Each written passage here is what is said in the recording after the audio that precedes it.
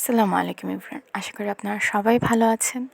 আজকের আয়োজন দেখে বোঝা যাচ্ছে যে চালের গুঁড়ি, গুড়, নারকেল, অবশ্যই পিঠারই কোনো ভিডিও হবে। এক্স্যাক্টলি তাই, কিন্তু আজকের পিঠাটা ঠিক কী পিঠা সেটা আপনারাই দেখে বলবেন।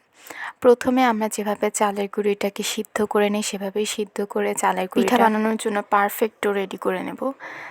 তারপরেই মেন কাজ আসলে ওখান থেকেই শুরু হয়। আর এই যে এটা হচ্ছে সবচেয়ে কষ্টের জিনিস, মানে গরম গরম চালের গুঁড়ির যে মিক্সচারটা, ডোটা তৈরি করতে গেলে হাতের অবস্থা 13টা বেজে যায়, হাত পুরো লাল হয়ে যায়। আর এটা গরম গরমে করতে হয়, ঠান্ডা হলে এটা শক্ত হয়ে যায়।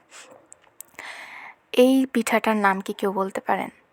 অফকোর্স যারা কুমিল্লার বাসিন্দা তারা তো অবশ্যই, আমরা যারা কুমিল্লার তারা বলতে পারবো, বাকিরা মোটামুটি চিনে কি না আমি জানি না।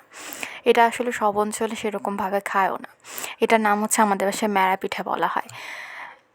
এটা দুইভাবেই করা যায়, একটা হচ্ছে চিনি ছাড়া, আর একটা চিনি, নারকেল, গুড় সহ দিতে হয়। তো আমি কি করেছি, গুড়টাতে মনে হবে যে একটু চিনি কম, এই জন্য আমি চিনিটাও অ্যাড করে নিয়েছি। দেন ফাইনালি আর ডোটা মিক্সচার করার পরেই, ডোটা বানানোর পরে চিনি আর গুড়টা দিতে হয়, ওটা কিন্তু পানির সাথে দেয় না, এটা পরে দিতে হয়। তো যেগুলো গুড়ের সেগুলো উপরে, আর যেগুলো হচ্ছে একেবারে গুড় টুড় ছাড়া, যারা ডায়াবেটিসের রোগী তাদের জন্য আসলে। আমি আর ভাইয়া তো গুড়ই পছন্দ করি। আর এটা বিভিন্ন শেপের করবেন, তাহলে খেতে বা দেখতে আরও বেশি ভালো লাগে। খেতে তো সবগুলোর টেস্ট একরকম, কিন্তু দেখতে ভালো লাগে। তো আজকের পুরা রেসিপি দেওয়া বা পুরা সব কিছু করার আজকে ভিডিওটা আমারই। আমি পিঠাগুলো সম্পূর্ণ কিছু করেছি। কারা যেন বলতো যে এই জেনারেশনের মেয়েরা পিঠা বানাতে পারে না বা এরকম কিছু, এই ভিডিওটা তাদের জন্য। মাশাআল্লাহ খুবই স্মুথ পারফেক্ট হয়েছে।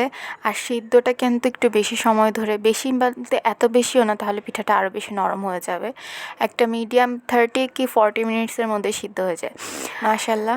আর এই তো পারফেক্টলি হয়েছে। এটা কি ঠান্ডা যদি হয়ে যায়, এটা রাতে বানানো হয়েছে, ঠান্ডা হয়ে গেলে আমরা কি করি, কুমিল্লার মানুষ এটা টেলে খাই সকাল। চিনি ছাড়াটা আমরা ভর্তার সাথে খাই। That's it for today. আশা করি আমার ভিডিওটা সবার ভালো লেগেছে। Thank you for watching. আসসালামু আলাইকুম।